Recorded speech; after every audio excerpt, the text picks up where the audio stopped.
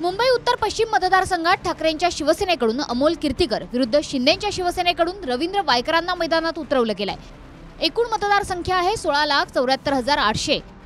यापैकी मराठी मतदार आहेत 35%, गुजराती राजस्थानी मिळून मतदार आहेत 12%, मुस्लिम मतदार 20%, उत्तर भारतीय मतदार 21%, दक्षिण भारतीय मतदार आहेत 60% आणि ख्रिश्चन मतदार आहेत 3%। आकडेवारीत पाहिलं तर मराठी मतदार आहेत 6,02,000, गुजराती राजस्थानी मतदार आहेत 1,88,000, मुस्लिम मतदार आहेत 3,18,000, उत्तर भारतीय मतदार आहेत 3,64,000, दक्षिण भारतीय 1,28,000 आणि ख्रिश्चन मतदारांची संख्या आहे 41,000।